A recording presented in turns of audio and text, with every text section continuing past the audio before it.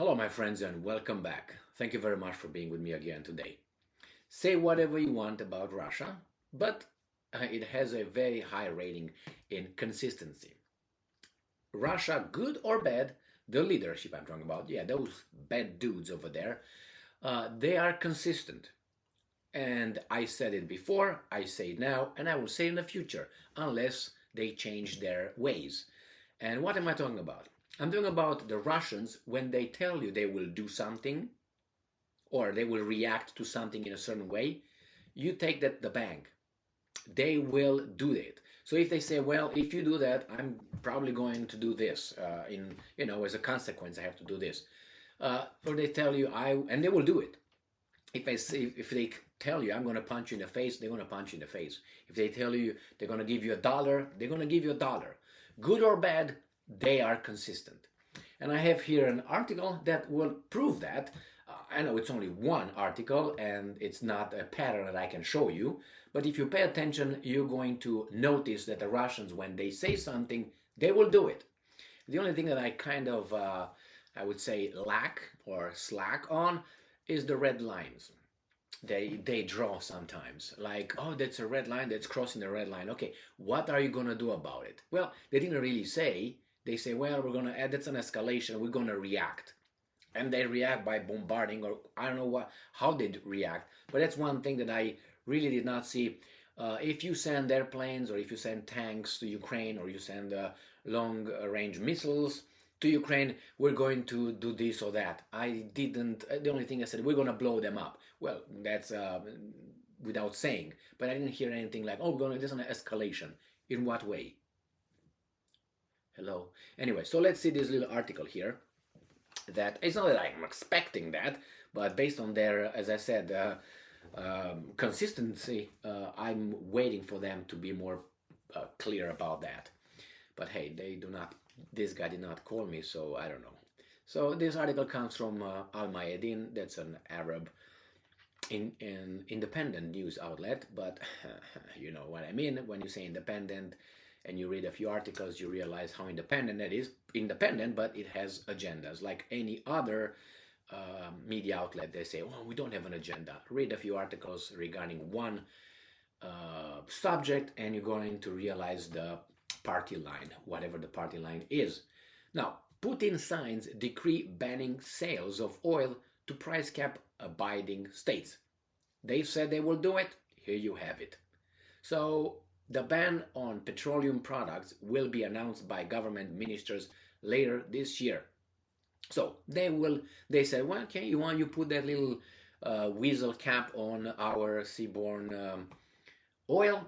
Okay, we tell you that we're not gonna do business with you. The other ones are ha ha ha, these guys are he he he, and the fact is that we will not have ha ha ha oil.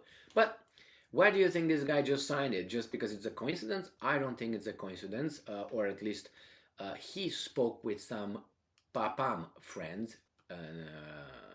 I want to say friends, but I just did. How should I say? Partners in crime, if you want, and if you don't, I say it anyway. Here, Putin and Mohammed bin Salman, all right, the crown prince of Saudi Arabia. And this article came from Reuters, and it is from January 30th. So January 30th, this right here is from today, right? Today at 3 o'clock p.m. Moscow, no, I don't know if it's Moscow town or Al Mayadin, but it's from today, which is the 1st of February. Doesn't have a date. It says Russian President Biden holds a video, blah, blah, blah. That's a different story. So let's go back here to this. So Putin spoke with Saudi Crown Prince, discuss OPEC Plus cooperation to maintain price stability. They discussed that on the 30th, and today on the 1st of February, ram pam pam. Putin signs a decree banning sales of oil to price cap abiding states. Do you think they coordinated something? I don't think that was just a conversation 2 days. Hey, you know what, buddy? I'm about to sign this one. What do you think about it? Nah, it was just like, hey, my friend, I will do this just so you know, so don't shit your pants when I'm going to make the announcement, probably. Anyway, we go back here and it says Moscow. Russian President Vladimir Putin held a phone call with Saudi Crown Prince Mohammed bin Salman on Monday to discuss cooperation with OPEC Plus group of oil-producing countries in order to maintain oil price stability. Oil price stability. Pam, pa, pam, pam, pa, pam. The Kremlin said in a statement, and this comes from Reuters, and read this down back there. All right. You have reached your free article limits. They want money. Click. All right, let's go back to these guys that don't want money yet. In retaliation, I mean, Reuters thinks that somehow nowadays they still have the monopoly on news.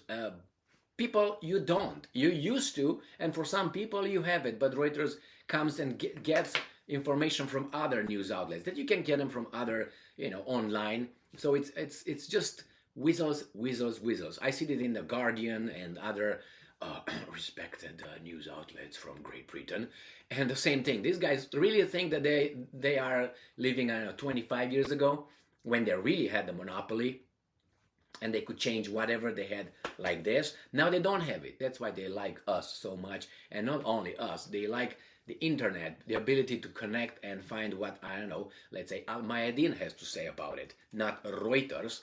But anyway, I understand that Al Mayadin might take its information from Reuters, but Reuters takes it from somewhere else, and so on. So, in retaliation to the Russian oil price cap, Russian sources reported on Wednesday that President Vladimir Putin signed a decree to ban the sales of crude oil to countries abiding by the Western-led price cap on Russian oil. So that is if your local grocery store doesn't like what you do with your neighbor, they will tell you, well, for you, milk today is going to be $50 a gallon. It's not going to be $3.80. But for your neighbor, it's going to be still $3.80, and we're going to give it for free. But for you, you pay, I don't know, $50. Now, how you tell me how that is okay? He can do that, but I'm not going to buy from them anymore. I'm going to go somewhere else, which Russia does. Goes to Asia, and the world is a big, big planet here. It's not only 3 countries and 5 weasels. Now, the decree takes effect today on February 1st and expires on July 1st. That means we're going to do this. See how you're going to react to this one. And we'll ban countries and businesses alike to comply with a G7 price cap on December 5, 2022. EU states agreed to cap Russian oil at $60 per barrel and review the price every 2 months for the price to remain 5% below the International Energy Agency benchmark. On the same day, OPEC Plus member states voted to cut down on their production of oil and agreed to reduce their oil production by 2 million barrels a day. And then the Americans were very upset. I'm talking about weasels, not Americans. The leaders. The guys that supposedly we hired through elections to make sure that we have a good life and we are free and so on. Yeah, we're free because they are fighting the Russians in Ukraine. Otherwise, if the Russians beat the Ukrainians over there, we're not going to be free anymore. We're going to be in shackles, cutting, sugar cane and, working in the gulag. Jesus Christ. And people really believe that. But there are some people like that who are afraid of life and they just stay alive. They don't leave. They stay alive. That's all they do. On December 19, 2022, Kremlin spokesperson, no, he's a man, Dmitry Peskov, said the attempt to control gas prices is unacceptable. Well, stressing that Moscow will make the proper decision, and it did with the regulation on oil. And I'm quoting, the principles are the same here. This is a violation of the market pricing, an attack on it, and the references to a price cap are unacceptable. It will take time to carefully assess the pros and cons. The oil process dragged on a little. All right, Peskov told journalists. Peskov asserts that Moscow's response to the ceiling on gas pricing would be the same as it was when Russian oil was subject to sanctions. Regarding market pricing, Putin said on December 22nd, and I'm quoting, this is a slightly different regulation than an attempt to regulate oil prices. Here, the European Commission talked more about the need to regulate the situation on the stock exchange. linking it to LNG, liquefied natural gas, saying that prices should be correlated with LNG prices and so on, but still, it is an attempt to administratively regulate prices. End quote. December 29, 2022. Russian Finance Minister Anton Siluanov said that, and I'm quoting, Russia is one of the largest oil exporters and it will always be, end quote, noting that Russia remains the number one supplier of crude oil despite the price cap. And I'm quoting again, prices will be established on the basis of market principles. Yeah, because in the free world you like capitalism and market principles when they benefit you. When they don't benefit you, you change the rules so you can win.